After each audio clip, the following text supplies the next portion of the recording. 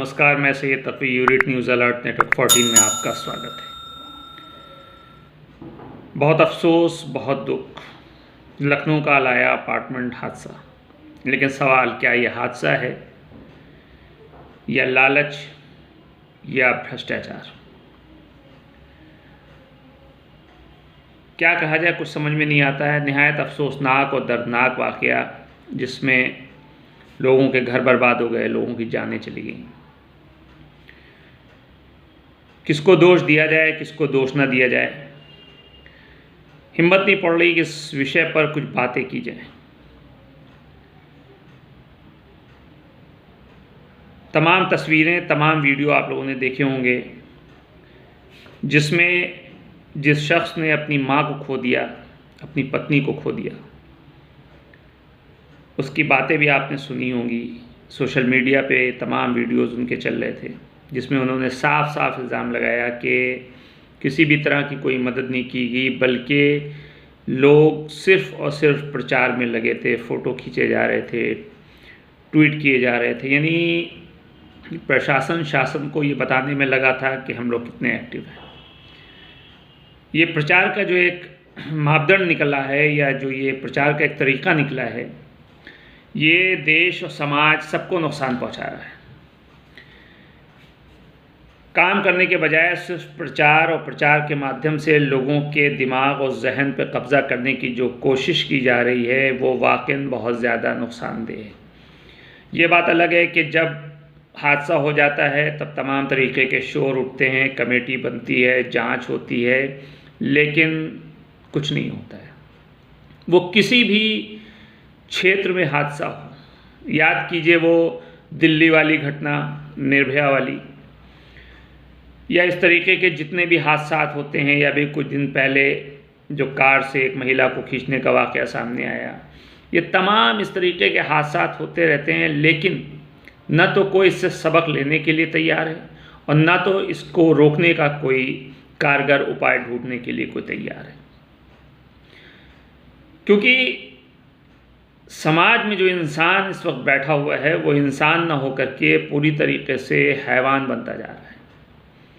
पैसे की लालच, हवस, भ्रष्टाचार, इसने हमारे समाज को, देश को पूरी तरीके से तोड़ के रख दिया है।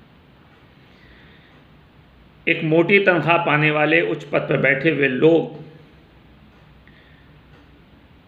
शायद अपनी ज़रूरतों को पूरा नहीं कर पा रहे हैं, या पैसा हज़म नहीं हो रहा है कि मोटी तनख्वाह पाने के बाद भी लोग भ्रष्टाचार कर रहे हैं, पैसे लेकर के लोगों के काम कर रहे हैं, जो बहुत ही ज़्यादा चिंताजनक और दुखदाई है।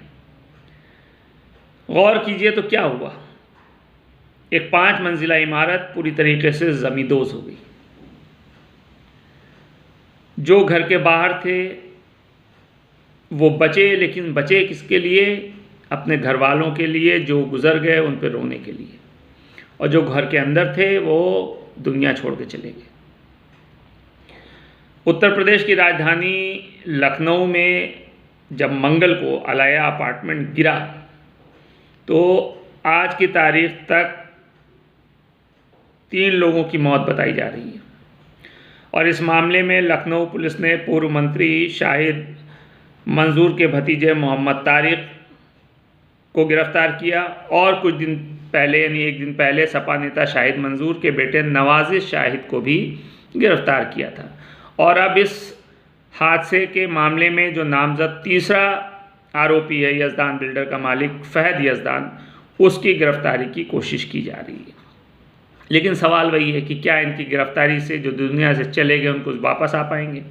जिनके घर बार बर्बाद हो गए, क्या वो वापस मिल पाएंगे? बहरहाल पुलिस तलाश में जुटी है, और पुलिस ने तीनों के खिलाफ हज़रतगंज कोतवाली में आईपीसी की धारा 308, 323, 420, 120 बी और 7 CLA में केस दर्ज कर लिया है। लेकिन सवाल फिर वही एक निकल के सामने आता है कि आखिर क्या होगा? सिर्फ एक अलाया अपार्टमेंट ही नहीं है, न जाने कितनी बिल्डिंगें ऐसी हैं जो 9 इंच के पिलर के ऊपर खड़ी हुई हैं। यानी जो उसमें रह रहे हैं वो कहीं ना कहीं अपनी जान हथेली पर लेकर के रह रहे हैं। जितने भी रिहायशी इलाके हैं जहाँ घनी आबादी है, वहाँ आप जाके देखिए, बीच बीच में 5-5, 6-6, 7-7 मंजिल की बिल्डिंगें, इमारतें खड़ी हुई हैं। सवाल ये है कि इस रिहायशी इलाकों में इतनी ऊंची मंजिल को बनाने की इजाज़त आखिर LDA कैसे देता है। वज़ीर हसन रोड पर अलाया अपार्टमेंट ख़त्म हो गया, लेकिन कहानी बाकी रही।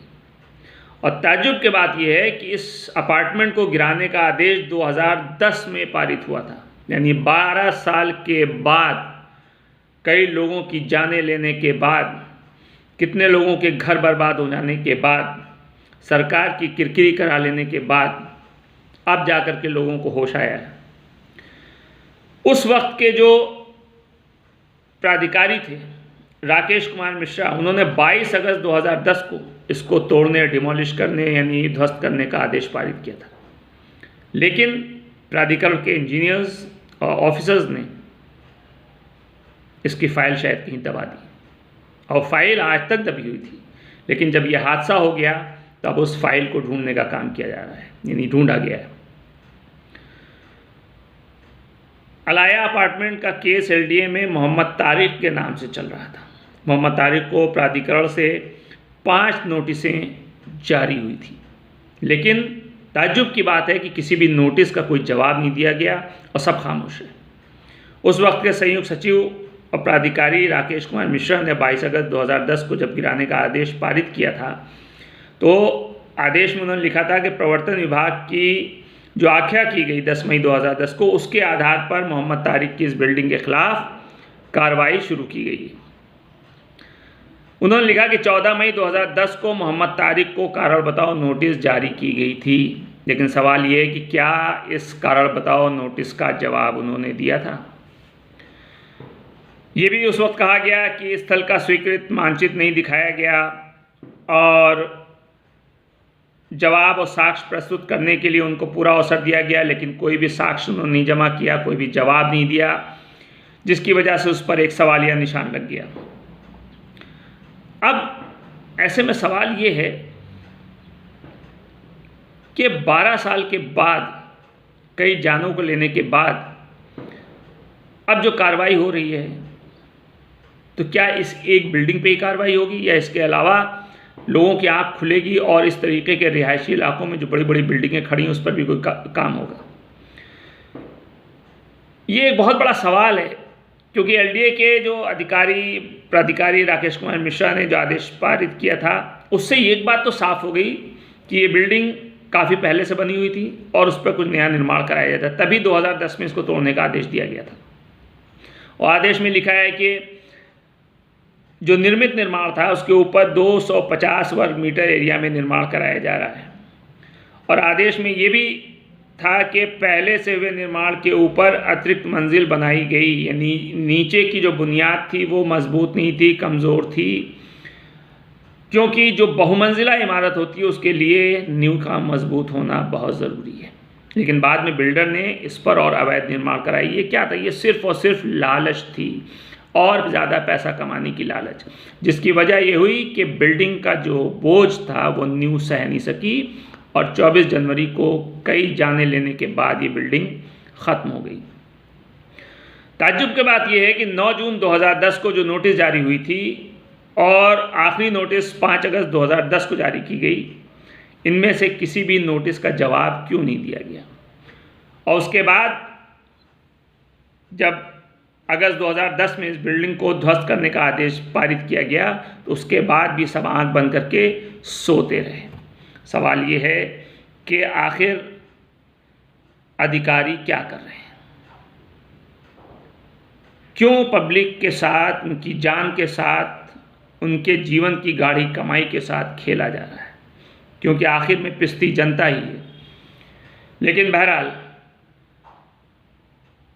जांच शुरू हो गई है और जो हो गया उसको वापस तो नहीं किया जा सकता, लेकिन ये उम्मीद ज़रूर की जा सकती है कि शायद शासन और प्रशासन दोनों की आंख खुले और वो ईमानदारी और निष्पक्षता के साथ इस विषय की जांच करके दोषियों को सज़ा दें। और कहीं ना कहीं इसमें जो भी दोषी पाए जाएं उनको हमेशा के लिए ब्लैक लिस्ट में डाल दिया जाए, ताकि वो पूरी ज़िंदगी इस तरीके की इमारत ना खड़ी कर सकें या इस तरीके का कोई काम ना कर सकें, और वो अधिकारी जो इसमें शामिल है जिनके खिलाफ जांच हो रही है वो भी इस तरीके का कोई काम ना कर सकें। बहरहाल जो पीड़ित परिवार है उसके लिए संवेदना है, ऊपर वाले से दुआ है, क्योंकि इसमें हम आप सिर्फ दुख व्यक्त करने के कुछ नहीं कर सकते, क्योंकि हम आप भी इसी एक भ्रष्ट